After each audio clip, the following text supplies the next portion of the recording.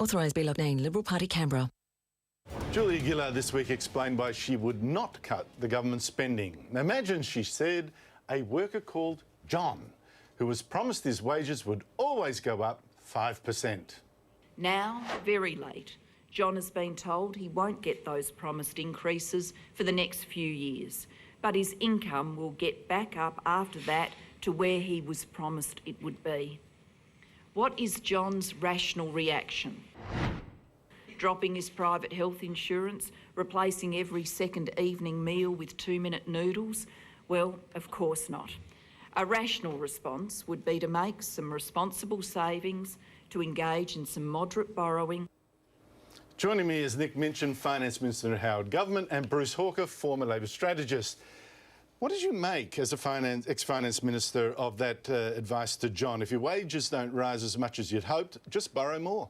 Well, it was really embarrassing, and no wonder the government's finances are in a complete shambles if that's the attitude that they bring to the judgment. I mean, the fact is the federal government's income went up by 8% or so last financial year, but they anticipated wrongly that it would go up 11.5%. So they spent on the basis of this estimate of their income, which was a disaster. And if, you know, any financial advisor will always tell you never borrow to fund your current lifestyle. If you're going to borrow, only borrow to invest in income-producing assets. She's now telling the Australian people it's fine to go and borrow to fund your current lifestyle, which is, of course, what this government is doing. And that's the exactly disaster right. that we've got into. That's exactly right. You see, Bruce, that's your business, telling governments how to pitch their message. Wasn't this a disaster, speaking as a professional, to pitch it in a way where the public would have drawn the exact opposite conclusion with what was intended? Like, they know my income has gone down.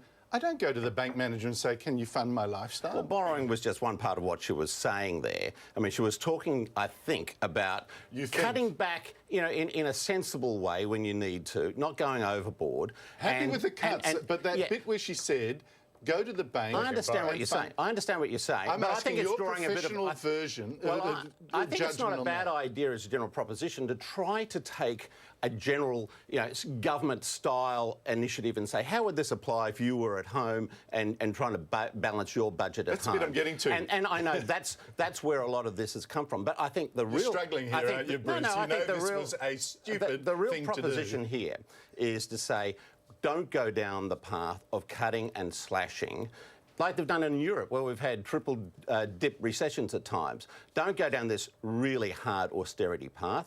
Let's be a little bit sensible about the way in which we manage these problems. Don't get things out of control. The problem is, Bruce, 6 months ago, Labor was telling us it was absolutely critical that we had a surplus. We had to do everything in our power to produce a surplus. And then, as you know, as a communicator, you can't just flip your message like that and say, oh, austerity's a terrible thing, it's fine to have deficits and keep spending. Well, I think it was a mistake to be too stringent in that statement at the time. Obviously, circumstances have got worse.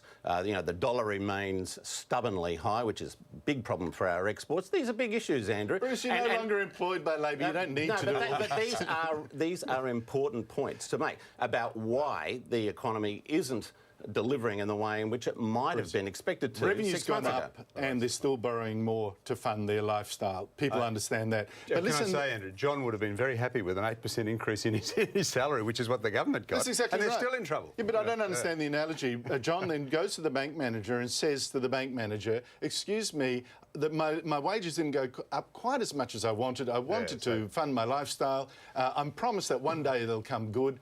How about a loan? No bank manager would say yes. Well, they don't do it anymore. There was a time when they used to do it, and then we had the global financial crisis as a result. Look, the point is this. Australia is doing well. You know, compared to the rest of the world, I've just come back from the Northern Hemisphere, compared to the rest of the world, Australia's doing well. We created 72,000 more jobs were created in February. So that's why we've got massive deficits. Well, unemployment is ridiculously low compared to the rest of the world. Debt as a percentage of gross domestic product for government debt is at 22%. Bruce, it's every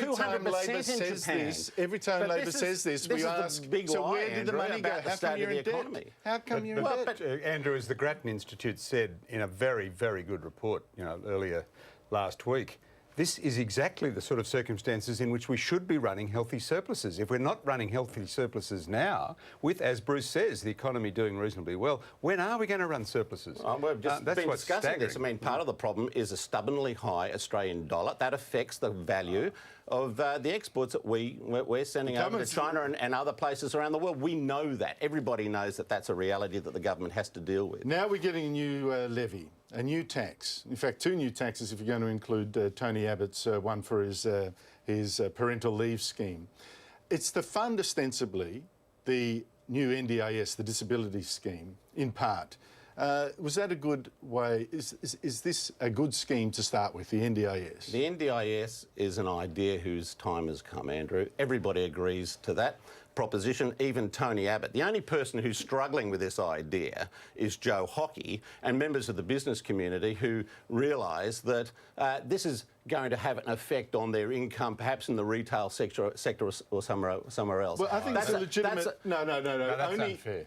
I think... Well, I don't think that is. What happened that was this a week point that was with- made by the CEO of Myer. Well, it wasn't made by me. No, he wasn't objecting. No, Bruce, that's be unfair. Be fair, Bruce. Oh, I'm being very fair. He was legitimately questioning the means of funding this scheme. And what really disturbs me is the way we've now conflated support for the levy with support for the scheme. I mean, I support the scheme, but I don't like the levy. Well, so does I Tony. oppose the Tony levy. Abbott I think supports the levy. it is outrageous, though, the way the Labor Party and the commentariat have conflated these two issues, and the attack on Bernie Brooks, the CEO of Myer, this week was Disgraceful. appalling. Well, it is a fact that if you increase hang on. taxes on the middle income earners, they will have less to spend You're on just talking retail. about, That is about a fact being able of to life. having to So pay you for can't- things. You have to pay for something. The about appropriate cutting thing to do spending? How is about cutting spending? how about a levy which costs less than a cup of coffee a day for most people to pay for a decent scheme? A levy she decent ruled scheme, out a decent just 5 scheme- months ago. Well, a levy that was ruled Well, out you don't think by there's any Joe government Hockey a few spending that months could ago. be slashed to pay for this? Look, Joe Hockey was against the levy. Tony Abbott was for it. Which one of them was right? Well, can I be cute and say they're both right? Economically, Well, you this was can't. the NDIS was a great can't be- opportunity. you can't be no, both in a right. policy sense, the NDIS was a great opportunity to get rid of wasteful government spending and pay for this out of the government budget. However, the government having put a levy on the table and said, I think in a terrible way, we're going to use this as our election campaign lever to wedge the opposition.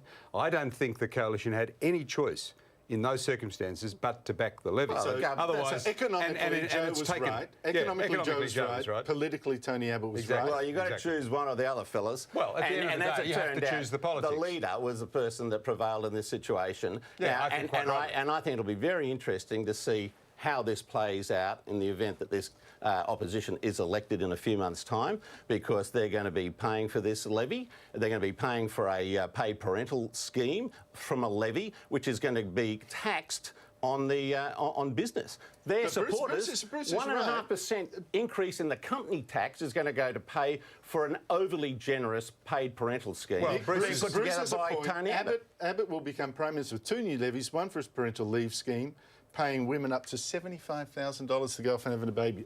Unbelievable. That's Well, mad.